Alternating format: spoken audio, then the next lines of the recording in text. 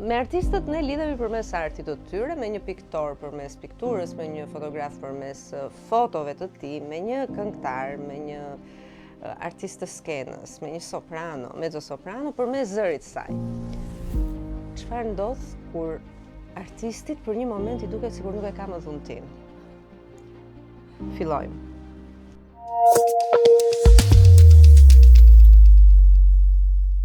Në podcastin thuaj është sot Vikena Kamenica. Vikena, mirë se erdhe. Përshëndetje. Shumë kënaqësi që të kam këtu. Kënaqësi gjithmonë për ftesat që marrim nga ty, edhe me thënë drejtën po drejtohem direkt me atë konfidencialin që ne kemi në marrëdhënien tonë. Edhe gjithmonë bisedat janë shumë të këndshme, kështu që okay, pranojmë dhe para kamerave. Faleminderit tani. Unë e nisa me njëherë hyrjen dhe të gjithë presin që për çfarë do flasim. Që ti ke sukses kjo nuk është nuk diskutohet më. Po unë dua di sa vite ke karrierë, gjithsej. Ta marrim që nga dalja ime e parë në sken. Në fakt dalja ime e parë në sken ka datuar fiks edhe me një kontratë serioze, në sken serioze, me një orkestrin po serioze, që i përkiste viteve jo të lehta, siç ka qenë 94-95, me një orkestrin në Estradën e Tiranës të asaj kohe, kur skena ishte ajo skena e vërtet, me deri me një shenjë, me atë gropën e orkestrës, me publikun përpara. Dhe vërtet ka qenë një kontra honorar, normalisht se mosha nuk e kisha për të pasur një kështu me honorar, me nëndrejtimin Aleksander Lalos, që në një farë mënyrë ishte ai mentori i parë i fillimit të karrierës time edhe të tjetuarit të artit direkte në skenë. Okej, backgroundi im familjar ma jepte shumë komoditetin që skenat mos më dukeshe një gjë e huaj, sepse e rritur në ato kariget e teatrit edhe normalisht në skenë rria shumë shpesh që prisja prindi, domethënë e kisha në një farë mënyrë atë komoditetin emocional të, si të thuash, të moderuar që në moshë shumë të re. Vërtet ajo është mosha gjithë dyshimeve, paqartësive, frikrave, sepse po flasim për adoleshencën e hershme që i thon 14 vjeç, 14-15 vjeç, por normalisht mua ma jepte backgroundi familjar, më jepte një komoditet që ta jetoja dhe vërtet mua të më bëheshe një kontratë e asaj kohe dhe që kjo të qonë pothuajse 30 vjetë. Dalje në skenë dhe mos shkëputje më nga skena. Pra, në skenë, live... Live, vërtet live. Ti ke kënduar gjithmonë, unë nuk e di me playback si ndjeshti. Asnjëherë, dhe në hyn ke personazhe që s'kam shumë playback në jetën time. Do më thënë që do të them s'kam shumë regjistrime. Sepse nga që nuk e doja, kam shumë pak. Doja vërtet muzikën e gjallë sot e kësaj dite, doja emocionin e çdo herë që dilja në skenë, ai material për mua kalonte sikur e këndoja për herë të parë. Asnjëherë nuk e kam bërë rutinë atë gjën. Pastaj është shumë fake ajo situata. Në vërtet kam qenë shumë e vogël dhe ishte shumë komoditet për treçerekun. Doli dhe në mod atëherë. Doli dhe shumë në mod. Ndërkohë nuk e jetoja dot. Falsitetin e kam pas dhe sidomos në zanat. Pse? Sepse ajo çka kam parë që kur kam lindur, atëherë kur kam filluar të krijoj memorien time, është që unë dëgjoja këngëtar për 4 orë që këndonin gjallë. Që këndonin me zërin e tyre, pa amplifikim, dëgjoheshin deri ke karige e fundit, gjë që ndodh edhe sot, se këtë fata jep teatri dhe teatri operas, pa diskutim. Përsosnin teknikën e tyre, përsosnin emocionet e tyre, interpretimin, për të sjellë emocionin direkte përveç zërit deri ke kariga e fundit. Domethënë, kjo është shumë e rëndësishme, gjë që unë këtë e kisha jetuar aq shumë sikur kisha bërë edhe 40 vjet përpara. Nga prindrit e tu, ti isha rritur në këtë lloj forme, në këtë skenë, në këtë lloj ndjesie.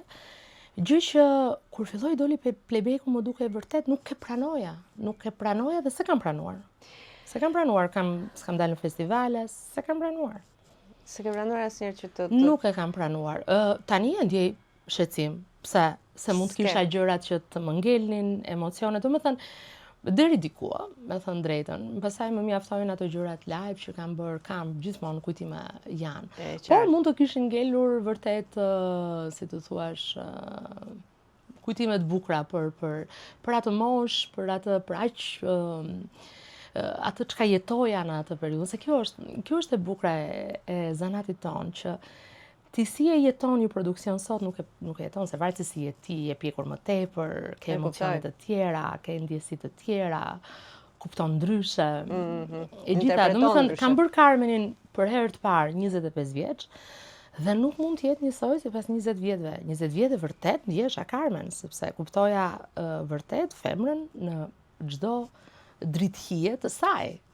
Dhe e kuptoja dhe gjithçka që kishte shkruar Bizet, gjithçka, çdo fjalë që ajo nxirrte nga goja, që e thoshte, emocione, domethënë është jeti dhe stadi i jetës tënde, domethënë atëherë unë bëja çfarë më thonë, se ti duhet ta interpretosh kështu.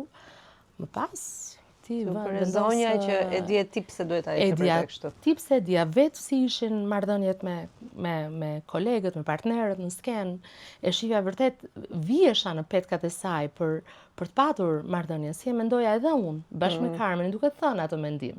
Tani gjithë këto role që ke interpretuar, kanë ndikuar te Vikena, të kanë rritur ty si Viken, apo del dhe i lë, është mekanike? Shikom, ajo është një po të mos dalësh her pas here, është frustruese, të kuptohemi, sepse ti nuk mund të jetosh me personazhin edhe kur shkon në shtëpi dhe han darkën, domethënë është e pamundur, ti ke nevojë të zbrazesh, por nga ana tjetër të rrit ty. Të rrit ty në mendim, të rrit ty në kërkesa, të rrit ty dhe në cilësinë, po jo vetëm të jetës tënde, dhe të shoqërisë që ty të rrethon. Dhe të shijeve që ty edhe shoqërinë që të rrethon, se s'po flas vetëm për shoqëri personale, por deri dhe për publikun. Domethënë, sa herë mendoj dalja në skenë për veten time ose për çdo projekt që marr në dorë, dhe në mënyrë të pathënë, nuk e them asnjëherë, por e mendoj një çik dhe edukim për masën. Them, okay, publiku duhet ta kuptojë dhe këtë gjë, publiku duhet i prezantohet dhe kjo gjë. Të paktën të kuptoj një gjë ndryshe, sepse po jetojmë në një kaos, domethënë, unë them që jetojmë në një kaos kibernetik, mediatik, artistik, janë ca vite të forta këto. Kanë dalë jashtë kontrollit. Kemi fëmijët që jetojnë në shpejtësi të ndryshme. Jetojmë në shpejtësi të ndryshme dhe që deri diku, prandaj them është kaos, sepse ti duhet kapësh ritmin nga gjitha anët, se jeta jote nuk është vetëm skenë, nuk është vetëm e kënduar. Dhe po mundohesh shumë që të paktën dhe me artin tënd të mundohesh të japësh fundja dhe një çik qetësi. Të asaj gjëje që ndodh. Domethënë ti ke nevojë edhe për këtë lloj meditimi, ti ke nevojë të dëgjosh edhe këtë gjë, të kuptosh edhe këtë ndjesi, sepse të bën edhe mirë ty. Se gjithsesi arti hyn, unë jam e lumtur, bëj një zanat që e kam pasion, bëj atë që dua, nuk ka gjë më të bukur, dhe them, inshallah dhe vajza ime arrin të gjej diçka, të bëj vërtet një gjë që do, që është e dashuruar që të mos ta ketë punë. Unë nuk e kam punë, vajtje në skenë, vajtje në teatr, unë nuk e quaj punë, Mirel. Mua sa herë dëgjoj dhe fjalinë se duhet të shkojmë në punë, më kap një çik kështu sepse them, kur e quajnë teatrin, se them, vetëm ai vend mua nuk më quhet punë. Unë jam vërtet ke shumë gjëra për të diskutuar aty ka, se për të perfeksionuar teknikisht, profesionalisht, janë shumë gjëra. Por nuk e quaj punë, se është një satisfaksion i jashtëzakonshëm kur ti e realizon në ditën tënde një gjë shumë të mirë. Po mirë, se ti je talentuar dhe ti e ke mision, dhe mua më kujtohet këtu një ndër mentorët e mi të gazetarisë është Fatoz Baxhaku. Respekt. Një ndër njerëzit më të rrallë që kam njohur në jetën time, dhe ai thoshte diçka, nëse një gazetar ndjen që këmbët i trashen dhe nuk duan të shkojnë në punë dhe në redaksi, duhet ta lërë atë profesion. Dhe unë gjithmonë e kam pasur në fillim, siç thua ti, në mënyrë kështu klishe, thosha, Tosin ai thot këto tani se do të na motivojnë. Po pastaj me kalimin e viteve kuptova dhe është e njëjta gjë, nëse dikush punën e shikon që merr zvarrat çantën, shkoj të mbaroj ato te torsh, të vinë në shtëpi. Mirë është të filloj të gjej diçka tjetër, sepse nuk është afat gjatë, është çështje kohe dhe patjetër. Por në radh të parë dëmton veten personin, megjithatë